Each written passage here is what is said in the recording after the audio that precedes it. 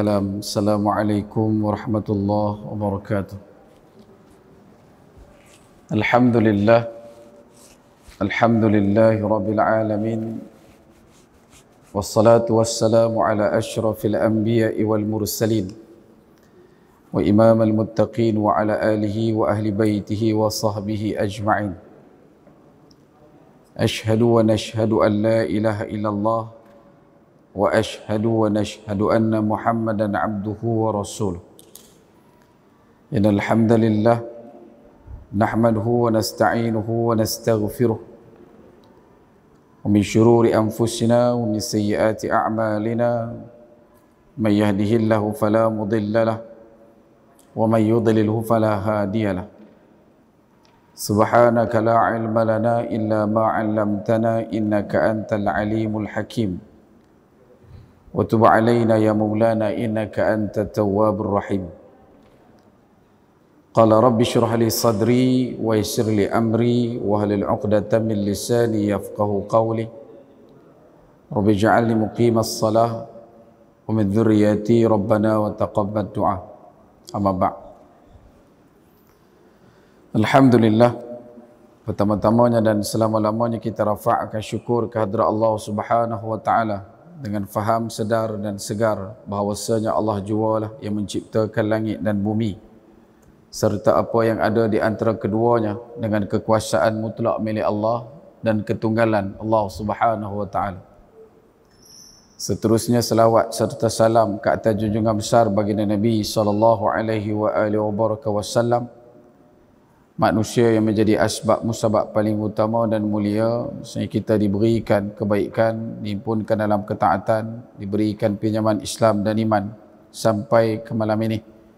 Justru perbanyakkan berselawat ke atas baginda Nabi sallallahu alaihi wasallam. Moga-moga dengan memperbanyakkan selawat akan menjadi asbab kita didudukkan bersama baginda Nabi sallallahu alaihi wasallam di akhirat kelak insya-Allah.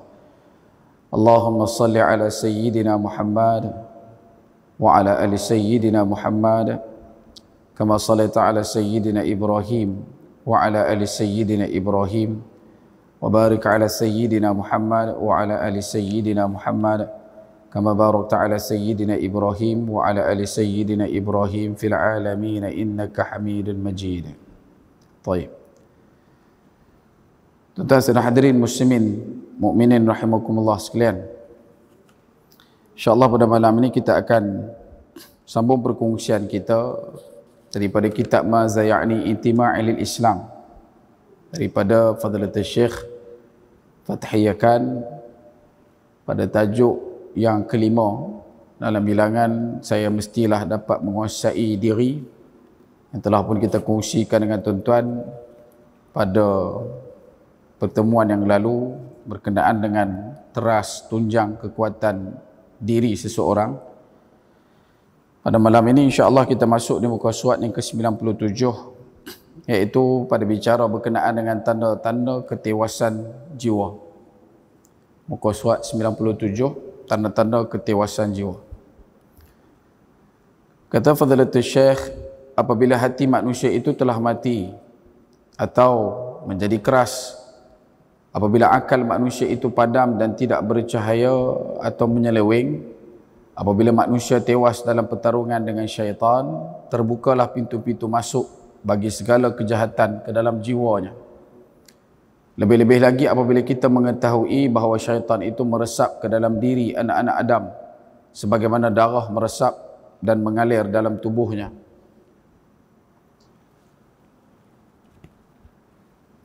Apabila benteng dan pertahanan jiwa manusia itu runtuh, maka syaitan akan menjadi teman karibnya.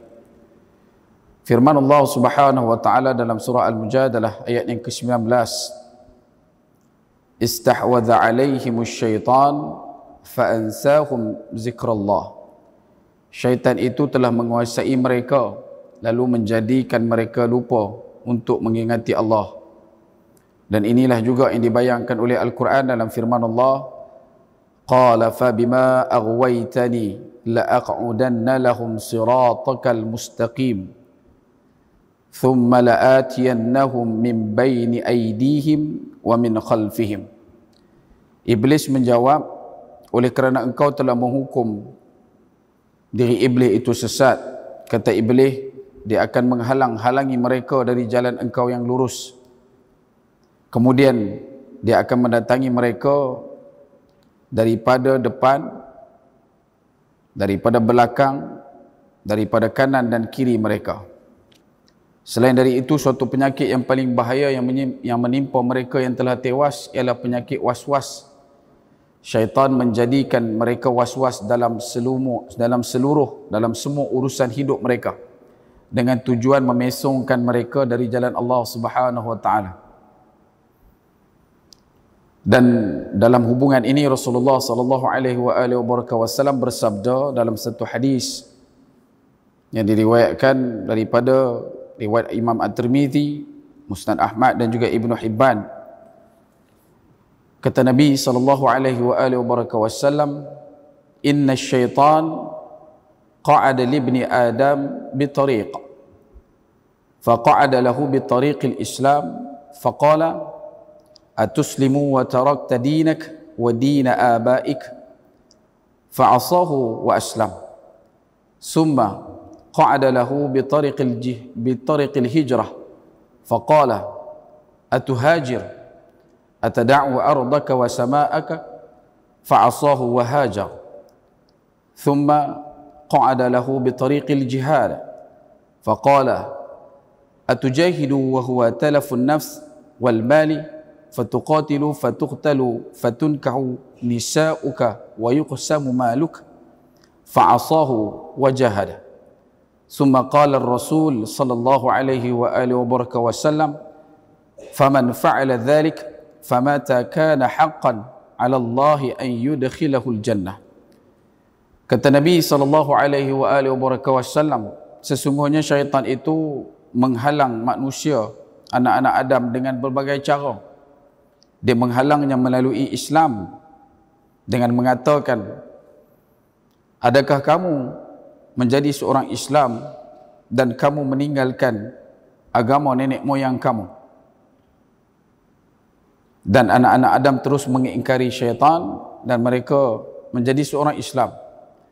Kemudian syaitan akan menghalang mereka daripada jalan hijrah. Ditanya oleh syaitan, apakah kamu berhijrah? Dan adakah kamu meninggalkan tanah airmu dan langit yang kamu junjung? Dan anak Adam terus mengingkari syaitan dan meneruskan berhijrah. Kemudian syaitan akan menghalangnya melalui jihad dengan mengatakan, apakah kamu berjihad, lantas kamu berperang dan kamu akhirnya terbunuh, dan dengan itu isteri-isteri kamu dikahwini oleh orang dan harta-harta kamu akan dibahagi-bahagikan. Tetapi anak Adam terus mengingkari syaitan dan keluar berjihad. Kemudian Rasulullah sallallahu alaihi wasallam bersabda, faman fa'ala zalik famata kana haqqan 'ala Allah ayyudkhilahul jannah. Dan kata Nabi sallallahu alaihi wasallam, barang siapa yang melakukan perkara yang sedemikian itu kemudian dia meninggal dunia, adalah menjadi hak Allah ke atasnya untuk memasukkan dia ke dalam syurga. Dan alangkah baiknya, kata Syekh Fathiyakan, jika saudara merujuk berkenaan kisah syaitan dengan seorang rahib dari Bani Israel dalam penafsiran firman Allah Subhanahu wa taala yang berbunyi, kamathali syaitan iz qala lil insan ukfur falamma kafara qala inni bari'um minka inni akhafullah rabbal alamin. Pujukan orang munafik itu samalah pujukan syaitan ketika dia berkata kepada manusia, kufurlah kamu. Maka tatkala manusia itu telah kafir, dia berkata, sesungguhnya aku berlepas diri daripada kamu, kerana sesungguhnya aku takut kepada Allah, Tuhan semesta alam. Surah Al-Hasyr ayat yang ke-16. Baik.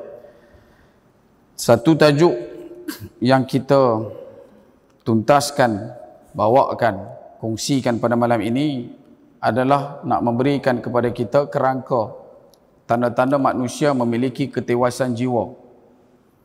Antara prasyarat bagi orang yang mengalami ataupun menghidapi apa yang disebutkan tentang ketewasan jiwa adalah bila mana orang-orang tersebut mendahulukan akal lebih daripada iman. Fadilatul Syekh mengatakan dia boleh jadi dua, sama ada hati itu mati ataupun hati itu keras. Dalam pertemuan kita yang lalu kita dah sebut dah, melakukan maksiat, kekal dalam bermaksiat, memperbanyakkan maksiat, menganjurkan maksiat, redha kepada maksiat. 5 benda ni berlaku, hati kita akan berubah daripada kedudukan yang salim, yang sejahtera, sihat, selamat, berubah menjadi kepada ghaflah. Ghaflah ni lalai. Ghaflah ni dia leka. Dia ghaflah pun dia ada indikator dia. Dia ada ghaflah yang awal, tapi tak ada lah ghaflah jingga tu, bukan lah. Dia kata ni Ustaz zon jingga, bukan. Maksud dia ghaflah tu dia ada lalai yang sikit-sikit, kemudian dia balik ke track. Ada ghaflah yang dia ghaflah tu sampai dia tak tahu apa yang dia buat, sampai ke tahap dia lupakan asal usul dia lupa tujuan diciptakan, dan dia tak faham kenapa dia perlu untuk lakukan ibadat. Daripada ghaflah ni bila dah banyak sangat berlaku, dia akan berubah menjadi qaswah. Bila jadi qaswah, bahasa kita akan ambil daripada perkataan qaswah juga, kata ulama, iaitu perkataan qaswah ditukar kepada kesat. Pernah dengar kesat? Hati kita tu daripada lalai, leka, lara, dia akan berubah kepada qaswah, iaitu kesat. Kesat ni kaku, kesat ni kulit mati, kesat ni kulit dia tebal. Kesat ni umpama titik hitam yang dah menyeliputi misbah. Kaca pantulan keimanan kita tidak nampak terang benderang, dikhanakan oleh titik-titik maksiat yang melekat kuat pada dinding kaca hati kita. Dan qaswah itu salah satu daripada kesannya. Hati itu dah mula mati. Dia dah mula untuk menuju kematian. Sampai disebutkan oleh Imam Al-Ghazali, kalau kamu tidak ada lagi rasa untuk berbuat baik, paling tidak berdoalah kepada Allah, moga dikurniakan hati yang baru. Kerana hati yang kamu miliki itu telah mati, membusuk, membangkai dalam diri yang masih lagi hidup. Dan apabila akal manusia itu padam dan tidak bercahaya atau menyeleweng, bila mana menjadikan kiblat kepada pemikirannya bukan lagi Al-Quran, menjadikan tujuan pemikirannya tadi bukan daripada sunnah Nabi SAW, menjadikan tumpuan fikiran dia itu bukan daripada perkataan daripada alim ulama, tetapi diambil daripada kelompok-kelompok kufar, mengambil perkataan kafir-kafir yang berprinsip dan menolak sekian banyaknya orang-orang Islam yang beriman, walaupun mereka itu masih lagi melakukan sekian banyaknya dosa, tetapi kalimah la ilaha illallah yang mereka ungkapkan daripada mereka melakukan solatnya, ketika mana mereka berzikirnya, itu menjadikan mereka baik di sisi Allah Subhanahu wa taala. Tetapi bagi orang yang mendahulukan akal, menjadikan kelompok kafir sebagai anutan dan panutan mereka, maka mereka ini mudah untuk terjerumus ke lembah kesesatan, seperti mana yang Allah Subhanahu wa taala ungkapkan dalam surah Al-Baqarah, yudillu bihi katsira wa yahdi bihi katsira wa ma yudillu bihi ilal fasiqin. Yang baca Quran ni kata Allah ramai yang sesat dan ramai juga yang dapat petunjuk. Siapa yang dapat sesat? Iaitulah orang yang bila mana baca Quran, setiap intipati tadabbur ayatnya ditanyakan kepada orang fasik. Yang ini bukan tanya dekat orang fasik, lebih berat lagi tanya hukum judi dekat orang kafir, tanya hukum arak dekat orang kafir, tanya hukum zina dekat orang kafir. Dan mereka lebih percaya pula tu kepada kafir, bukan kepada Islam. Wal'iyadzubillah. Kerana itu, antara perkara yang perlu untuk kita banteraskan dalam kehidupan kita sebelum berlaku titik-titik kejahatan ini adalah senantiasa kita kembali untuk mengingat Allah Subhanahu wa taala. Sebab kalau kita dah buka ruang tu untuk menerima dan boleh relevankan dalam akal kita, maka benda tu nanti dia akan jadi tempat masuk syaitan. Kita duk rasa benda tu okey, so syaitan dia akan buka kaunter pendaftaran dalam hati kita tu, ikut jalan tu. Kita bila main dalam bab rasuah kita tolak, bila main dalam bab judi kita tolak, bila main dalam bab arak kita tolak, tetapi bila main dalam bab zina, baik zina mata ke telinga ke lidah ke apakah, kita rasa okey, benda tu boleh dikautin, benda tu boleh ditawar-menawarkan. Maka di tempat itulah ruang itulah, jalan itulah syaitan akan buka kaunter dah. Supaya syaitan-syaitan, penyakit-penyakit syaitan yang lain boleh masuk, travel, ikut jalan tu tadi. Dan sebab tu ada di kalangan kita, dia kata, dia tak boleh terima kalau orang tipu dia. Dia tak boleh terima kalau orang maki dia. Dia tak boleh terima kalau orang curi duit dia. Tetapi kalau dia mengumpat orang, dia boleh terima. Dia boleh terima. Kalau dia fitnah orang, dia boleh terima. Tapi dalam masa yang sama, dalam bab judi, dalam bab zina, dalam bab rasuah dan sebagainya, dia tak boleh terima. Dan itu adalah satu benda yang berlaku dalam realiti masyarakat umat pada hari ini. Ada yang dalam bab bola kemarin, dia buat satu kenyataan, dia nak buat satu benda haram. Dia nak buat satu benda haram dan dia akan buat kalau ada tim yang dia sokong tu menang. Dan semalam tim yang dia sokong tu tak menang.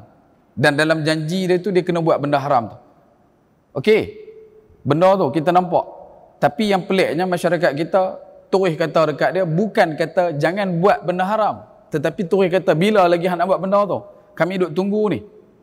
Dia abang kata dalam tu dia nak, tak mau pakai apa, dia nak berjalan daripada Kuala Lumpur sampai ke Johor kalau tim yang dia sokong tu kalah.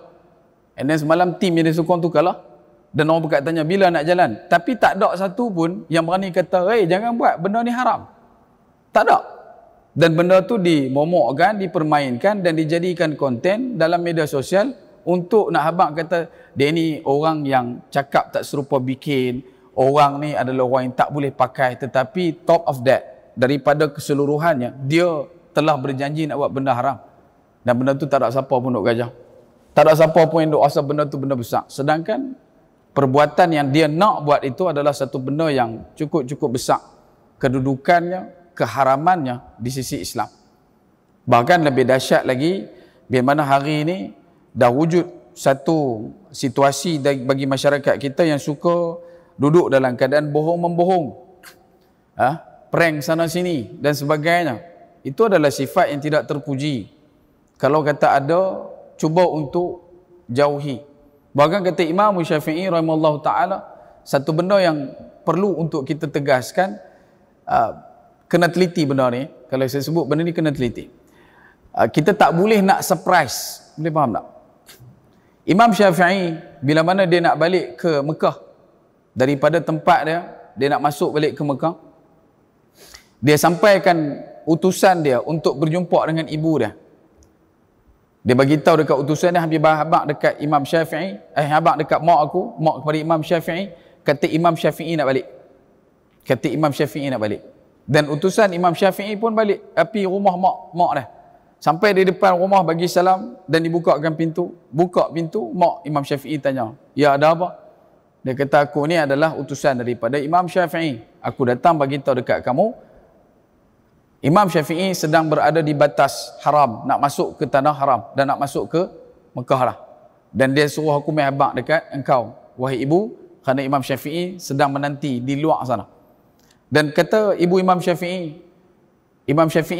adakah dia datang seorang dia, ataupun dia datang dengan banyak bawa benda dan sebagainya? Kata nak murid Imam Syafi'i ni tadi yang juga utusan pada Imam Syafi'i, dia kata dia mai dengan utusan dia mai dengan banyak ekor unta, dan dia mai dengan berpuluh ribu kitab yang dia bawa sekali. Ada pengikut dia lagi ikut. Kata mak Imam Syafi'i, balik habaq dekat Syafi'i, balik lagi habaq kat Imam Syafi'i, jangan balik mai. Jangan balik mai. Sebab dia nak balik dengan segala benda. Maka utusan Imam Syafi'i balik bagi tahu Imam Syafi'i, "Ya, aku dah beritahu dekat mak kamu, wahai Imam, dan ibu kamu kata jangan balik. Pasal yang bawa banyak sangat, unta lah apalah." Lalu apa Imam Syafi'i buat? Imam Syafi'i sedekahkan seluruh unta yang ada. Kemudian dia beritahu balik dekat utusan dia, beritahu dekat mak aku, kata aku dah balik dan aku tak bawa balik apa. Aku cuma bawa balik diri aku je. Dan ibu Imam Syafi'i kata, "Ya, kalau macam tu suruh dia balik mai segera." Dan benda tu kata Imam Syafi'i adalah satu benda yang mengajak kita supaya tak boleh nak surprise. Tapi hari ini atas dasar emosi, logika akal, relevanisasi, normalisasi berlaku, ada orang yang sampai sanggup untuk berpakaian PPE. Minta maaf saya cakap, minta maaf. Sedangkan di kampung tu ada ibu yang menanggung rindu dendam 2 tahun. Tiba-tiba anak balik mai, buat duduk dalam keadaan pakai PPE, kata ni nak check lah apalah. Ya, pada satu segi ia adalah satu benda yang disebutkan sweet moment. Tapi perkara tu adalah tidak dianjurkan dalam Islam. Minta maaf cakap. Balik, bagi tahu balik. Tertunggu-tunggunya si ibu tu tadi dalam keadaan duk mengharap. Itu adalah satu benda yang cukup merisaukan. Sebab tu kalau kata ada peluang untuk kita balik, nak balik-balik tu ya. Tak usah duk buat prank ke, duk buat surprise ke apa ke. Ha? Tapi kalau kata dia buat tu atas isu untuk mendapatkan, atas niat dia untuk dapatkan followers, untuk dapatkan viewer dan sebagainya, itu kembali kepada dirinya. Kita berlepas diri. Cuma apa yang saya nak beritahu, jangan duk surprise sangat-sangat. Jangan duk surprise sangat. Baik. Dan dalam masa yang sama juga, bila kita sebut tentang perkara yang dikatakan tempat masuk syaitan, sifat dosa ni, bila kita buat satu dosa namanya zanbun.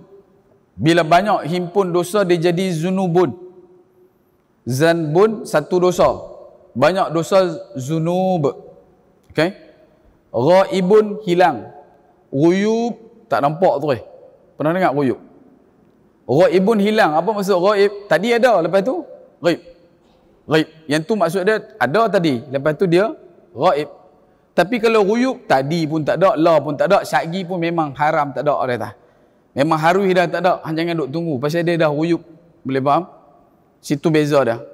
Zanbun, zunubun. Dosa dia tu, kalau kata kita nak bagi faham, zanbun ni, kita kalau turun sungai, selak rumput jumpa ikan.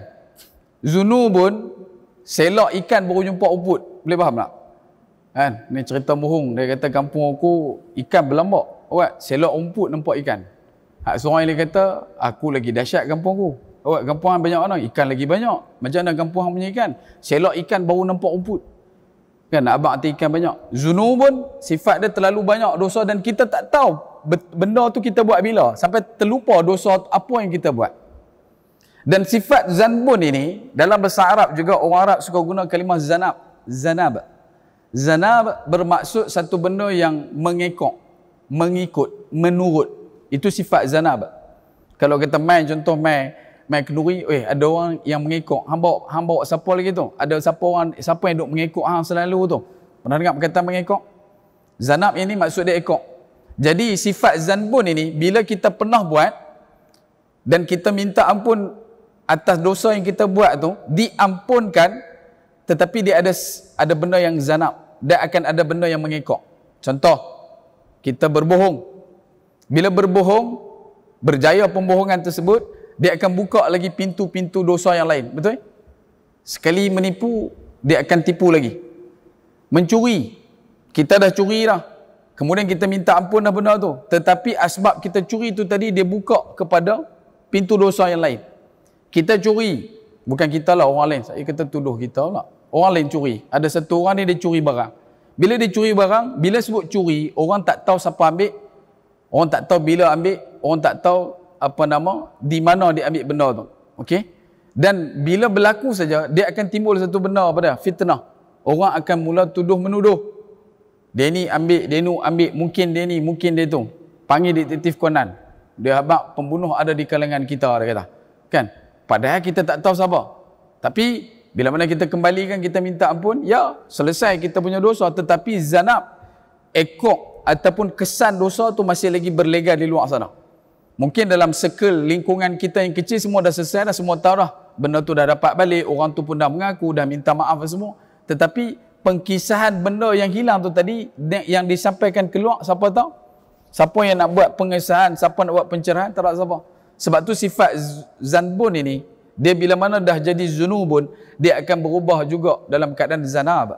Zanab ni dia akan ada benda-benda lain yang akan mengikut dan dia akan ada calitan-calitan. Sebab tu kita sebut itu, kata Syekh Abdul Qadir Jilani, untuk menyucikan jasad, kita kena mengambil wuduk, kita kena mandi wajib dan sebagainya. Air mutlak. Tetapi untuk kesan dosa yang kita duk buat dalam hati kita, apatah lagi yang kita selalu duk rasa benda tu, ujub, riak, takabur, jalan dia satu je, kata Syekh Abdul Qadir Jilani, iaitu as-salatu tahurah. Salat. Kena perbanyakkan salat. Banyak kali kena salat. Dan apabila benteng pertahanan jiwa itu kita tak jaga, dia mula runtuh, dia ada tinggal puing-puing sahaja, syaitan akan menjadi teman karib, automatik. Sebab sifat hidup ni dua je. Sama ada kamu pilih nak jadi Abdullah atau nak jadi Abdul Syaitan. Boleh faham? Kalau orang tu dia bukan Abdullah, dia adalah Abdul Syaitan. Selesai. Siapa itu Abdullah? Abdullah itu yang mendirikan salat. Abdullah itu yang menutup aurat. Abdullah itu yang mengeluarkan zakat. Abdullah itu yang memberikan tegur dan nasihat. Abdullah itu yang senantiasa mencari berkat. Abdullah itu yang senantiasa menjaga rahmat. Ini Abdullah. Yang bertentang dengan sifat Abdullah, Abdul Syaitan. Bukan takat menjadi kawan kepada syaitan, tetapi menjadikan syaitan Tuhan kepada diri dia. Wal'iyadzubillah. Sebab itu kata Allah Subhanahu wa taala, bila mana syaitan telah menguasai jiwa seseorang, bila jadi apa-apa dia terus kata satu-satu benda yang luar daripada agama. Ni benda ni tak ada benda lain ni, ni kena sihir ni. Ni tak ada benda lain ni santau lah ni. Ini tak ada benda lain ni. Benda mesti ada hang buat satu-satu benda dalam hutan Tuhan, ada terlanggak pokok apa. Dia jadi merepek. Dia duk percaya kat tok keramat, tok wali, apa nama, tok soleh ke apa ke, hak tu bahaya. Dan bila mana syaitan telah pun duduk dalam keadaan menguasai diri dia, fa ansahum zikrullah. Allah memberikan satu gambaran, sesungguhnya bila syaitan dah kuasai diri dia, dan dia akan duduk dalam keadaan bersegera untuk tidak ingat Allah. Bersegera untuk lupa pada ingatan kepada Allah. Dia akan lupa untuk zikir. Bila jadi kemalangan, salah satu tanda. Bila jadi kemalangan contoh, dia tak kata inna lillah. Dia akan tanya pasal apa? Kan? Awak jadi lagu tu, aku dah kata dah. Bisa dengar perkataan tu? Jatuh benda ke apa ke, anak terlanggak meja jatuh cawan, aku dah kata dah. Dia tak sebut inna lillah. Dia tak sebut la ilaha illallah. Tetapi dia duk habaq benda-benda tu, term tu. Elak kan? Sebab perkataan aku dah kata dah adalah satu benda yang Nabi kata benda tu tidak boleh dikeluarkan oleh lidah kita. Kadang kawan kita mai tanya kat kita nasihat, kita berhabaq dekat dia. Lepas tu dia buat satu benda yang bertentangan dengan apa yang kita nasihat. Jadi satu benda yang tak elok dekat dia. Dan dia habaq kita balik. Dia kata itu aku tanya kat hang, kalau ikut cakap hang mesti elok. Kita pun kata apa? Aku dah kata dah kat hang. Hak tu bahasa mulut, bahasa hati kata apa? Padan muka. Orang dah habaq dah, tebiang buat apa tu, kan? Dalam hati bahasa lain, bahasa hati lain, bahasa lidah lain. Perkataan macam tu adalah perkataan yang tidak benar di sisi orang beriman. Apa yang dia kena sebut? Inna lillahi wa inna ilaihi raji'un. Yang tu. Bila kita tahu benda tu musibah, qalu inna lillahi wa inna ilaihi raji'un. Dapat satu berita tak seronok, inna lillahi wa inna ilaihi raji'un.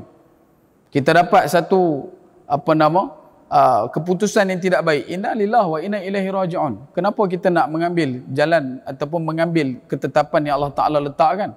Bukan dalam bidang kuasa kita.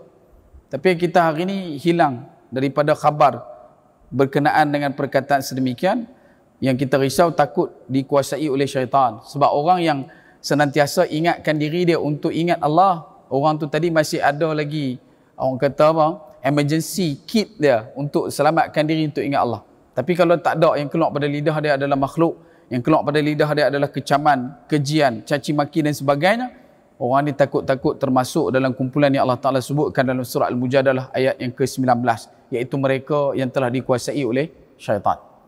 Kemudian syaitan juga telah berjanji depan Allah. Syaitan bukan bersumpah depan magistrat, syaitan bukan bersumpah depan pesuruh jaya sumpah, commissioner of oath, tidak. Syaitan bersumpah depan Allah Subhanahu wa taala selepas dia dirajimkan oleh Allah, daripada tingkat Azazil ditukar menjadi iblis.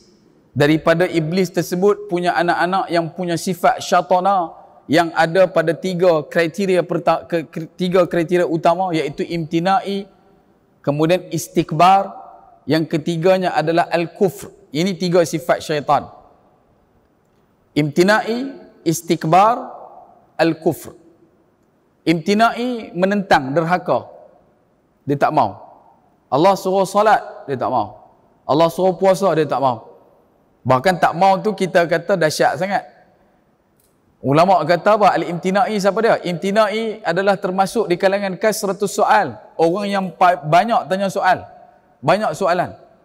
Dia kata pasal apa nak kena sembahyang 4 rakaat? Pasal apa nak kena dia duk pasal. Hak ni jenis lagu ni. Orang yang banyak tanya soal Allah Ta'ala sebut dalam Al-Quran siapa dia? Kelompok yang paling banyak duk tanya siapa dia? Yahudi. Yahudi cukup tanya. Kalau Allah tu ada, minta Allah turunkan makanan daripada langit. Turun. Manna wassalwa. Turun. Al-Ma'idah. Daripada langit turun. Tak cukup dengan tu. Kalau Allah tu ada, bagi dekat kami mata air. Fanfajarat min husnata asyarata aina.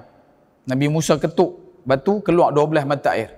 Tak cukup dengan tu, kalau Allah ada, matikan kami. Noh, sampai Torah tu. Minta untuk dimatikan. Gelap dunia, bunyi pedang, mati. Sebahagian daripada mereka. Tubuh bangkit.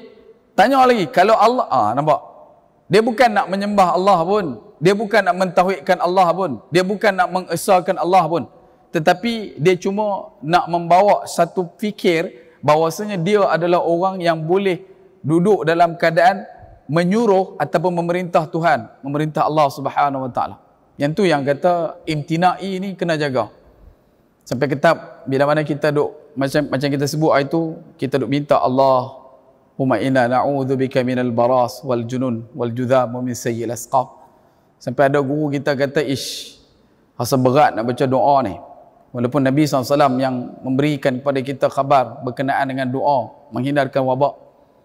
Tetapi sampai satu masa, satu rasa kita duk fikir, kita duk minta, ya Allah, Engkau jauhkanlah, lindungkanlah diri kami daripada penyakit-penyakit ni. Sampai rasa macam kita pula duk suruh Allah. Tetapi dah sampai waktu untuk kita redha.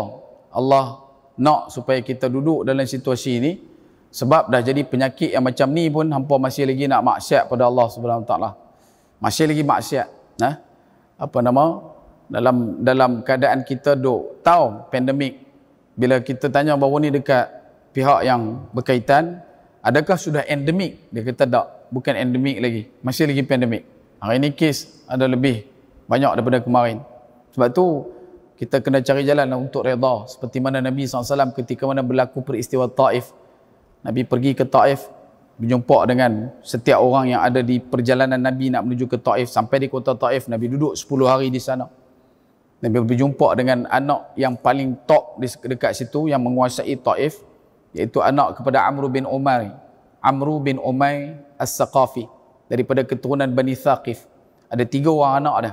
Ada dekat situ Abdul Yalil, ada dekat situ Mas'ud, ada dekat situ Habib. 3 orang.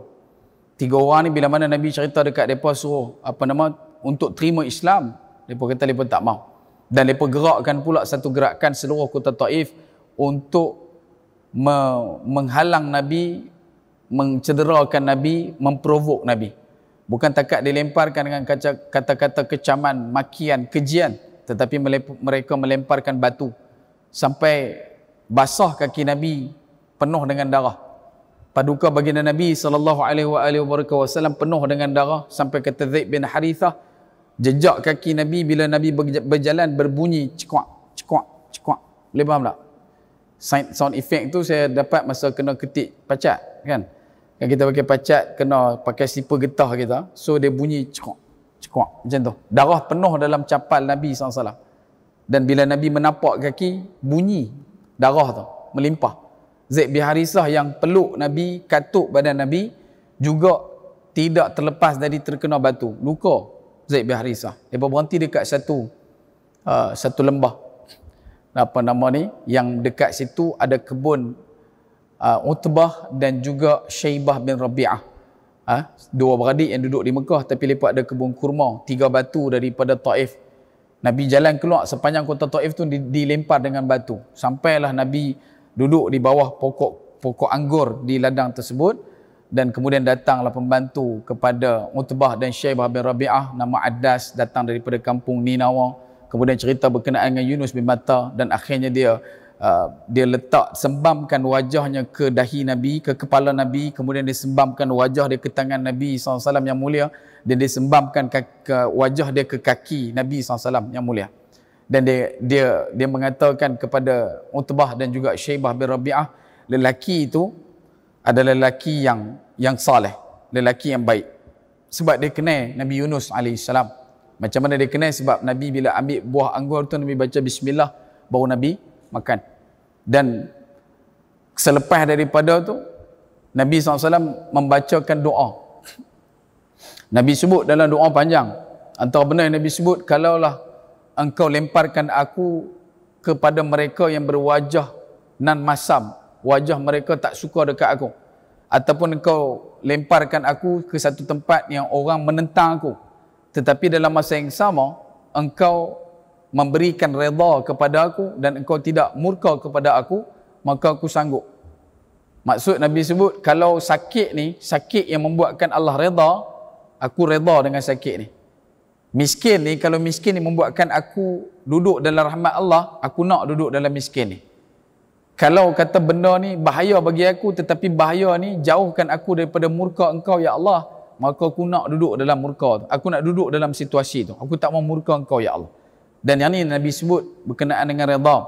Dan Nabi menggunakan kalimah wa anta rabbi. Kalimah anta muncul. Macam kita sebut itu, tingkat doa. Daripada Allah, kemudian huwa, kemudian anta.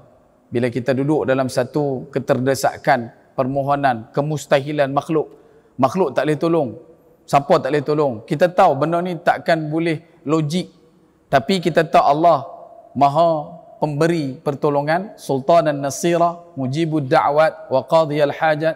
Allah yang maha melakukan segalanya. Kita tahu Allah akan mampu dan pasti mampu untuk menolong kita. Maka kita kena tingkatkan kedekatan ketika berdoa. Mula-mula kena guna kalimah Allah, la ilaha illallah. Allah ni masih lagi isim, asma, nama Allah. Tapi bila sebut kata Allah pada nama, Allah itu masih lagi ada tetapi masih jauh. Bila kita tingkatkan dia jadi huwa, la ilaha illa huwa. Dia, maksud huwa dia. Dia tu maksud dia kita dah kenal lah. Contoh saya sembang dengan Ikmal, sembang-sembang saya kata dia pergi mana? Maksudnya dia tu ada situ tak?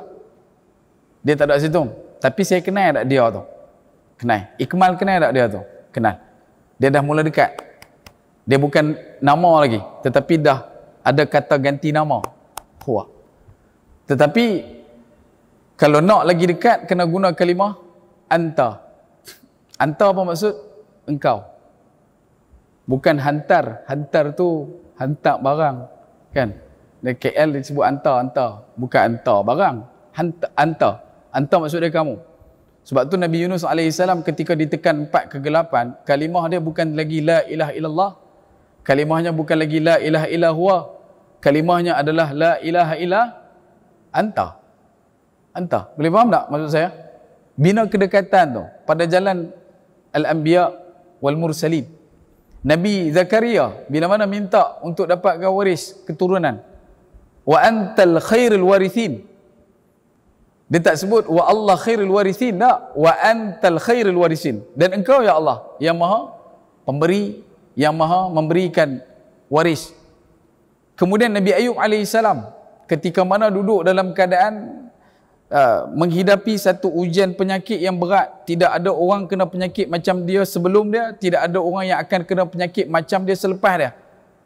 Dan tingkat kedekatan yang digunakan juga ada pada kalimah ini, iaitu dengan menggunakan kalimah penyembuhan tertinggi, bukan lagi syafi, tetapi wa antarhamar rahimin. Wa antarhamar rahimin. Kalau bukan kepada engkau ya Allah yang memiliki sifat kasih sayang, kepada siapa lagi aku nak minta penyembuhan? Bukan takat disembuhkan, tetapi penyembuhannya dengan kasih sayang. Boleh faham tak? Kita saja. Ada orang accident, luka kaki dia berlubang, nak pergi dressing. Nurse tengok lutut berlubang tu, dia tonyoh dengan dia sapu. Beza. Tambah-tambah lah kita pergi muka nangui lagi, umur 18, 19, dia kata ni rempit dah ni. No, dia tonyoh baik punya. Aidin sampai ke dagu. Padahal luka siku. Kan? Dia tonyoh. Tapi kalau dia tonyoh dengan kasih sayang, beza.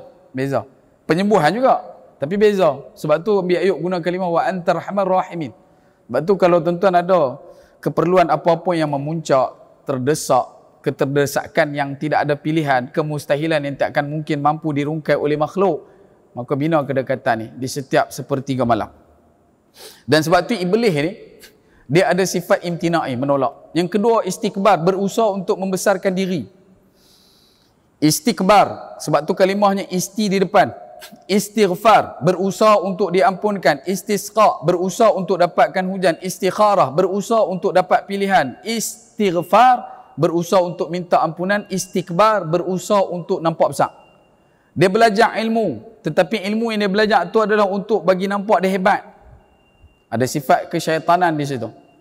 Dia menyampaikan nasihat, tetapi dia nak supaya orang yang dengar nasihat tu adalah orang yang membesarkan dia, menampakkan diri dia hebat, takjub pada diri orang yang memberikan nasihat. Istikbar.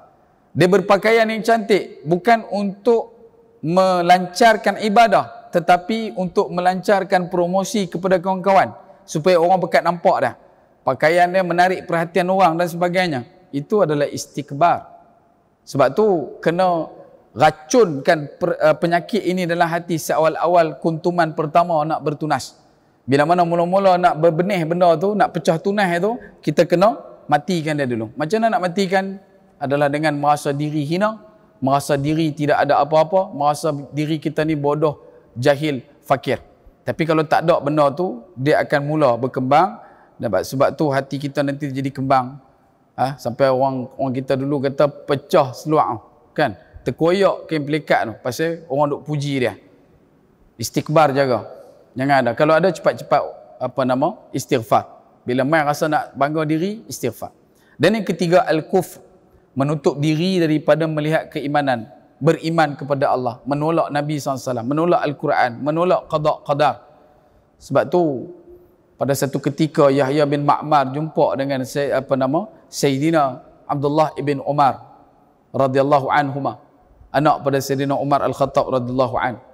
Dia kata dekat Sayyidina Abdullah bin Umar radhiyallahu anhuma, dia kata, ya Abu Abdurrahman, di tempat aku di Baghdad ada satu kumpulan manusia yang salat, mereka salawat, mereka yaqra'un al-Quran, membaca Al-Quran, mereka berpuasa, mereka berzakat, menutup aurat, orang yang hafal Al-Quran, hafaz hadis, tetapi mereka mengatakan tidak ada la qadar, tidak ada qadar, tidak ada takdir.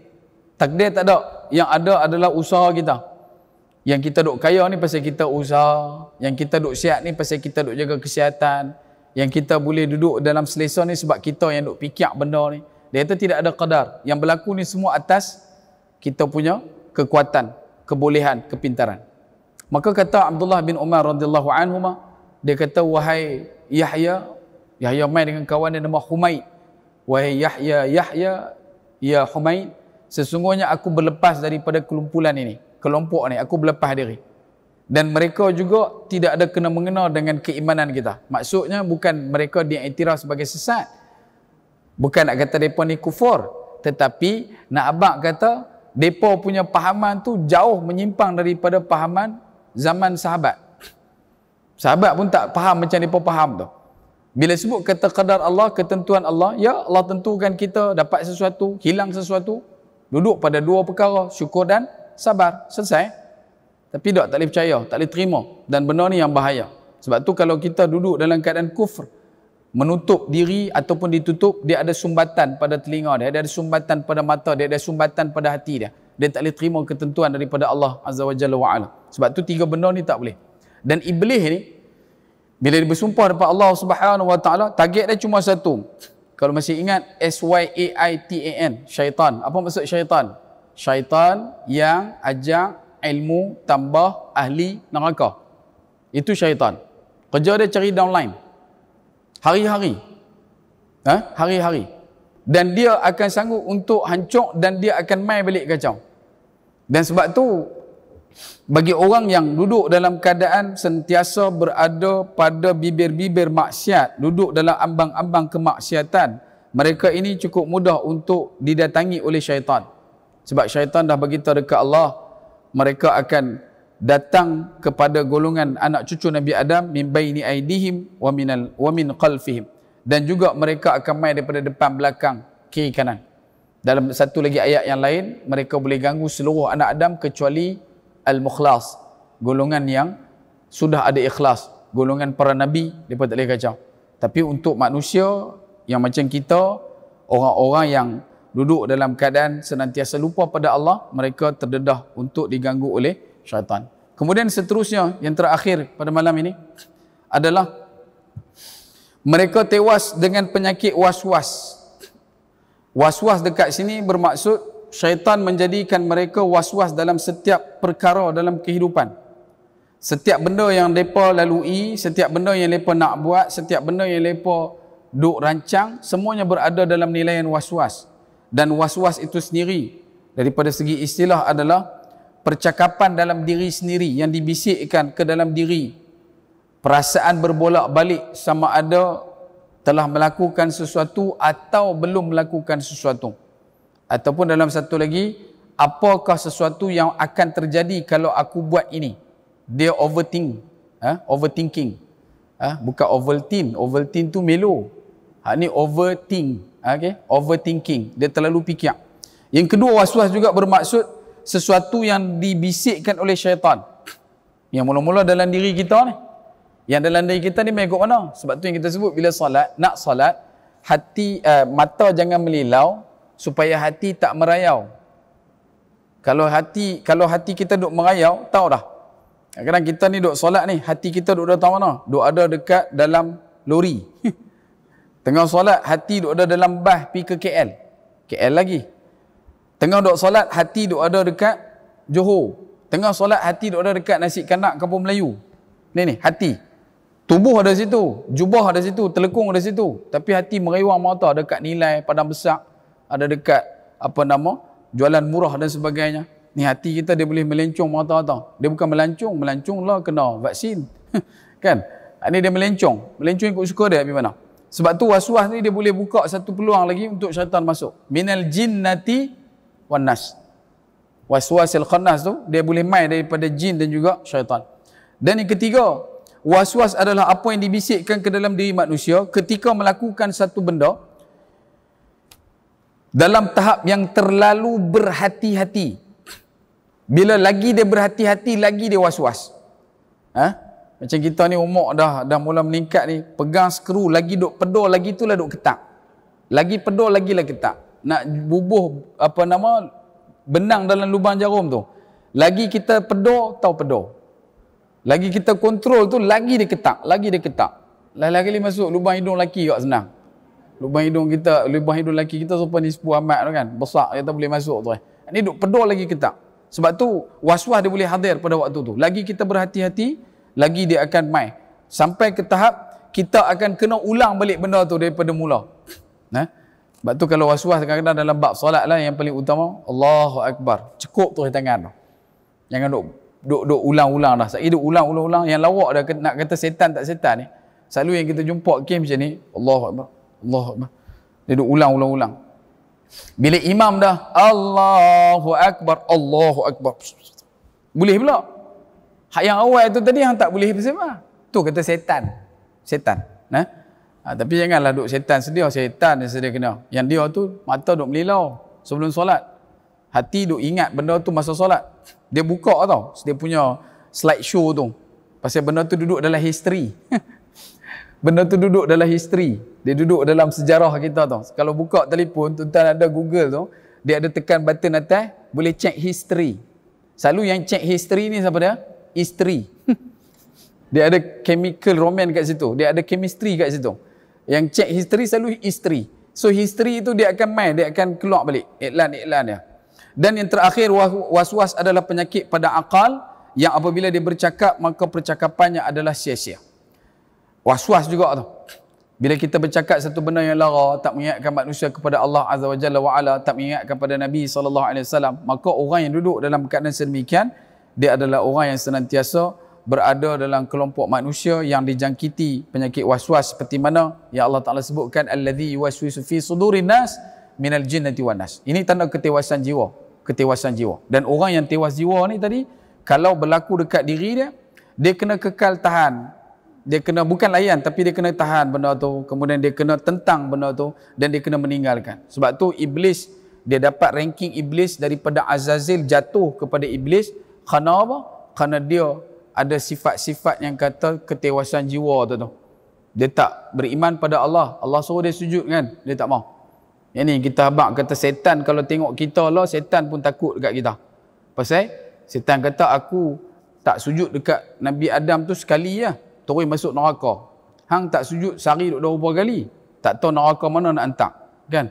Tak tahu dia nak hantar neraka yang tingkat berapa, tak tahu. Sebab tu kita kena senantiasa akur dan sedar bahawasanya kehidupan kita senantiasa berada dalam lumrah ujian dan juga cabaran, dikarenakan oleh kehidupan kita ini tidak lama, sementara.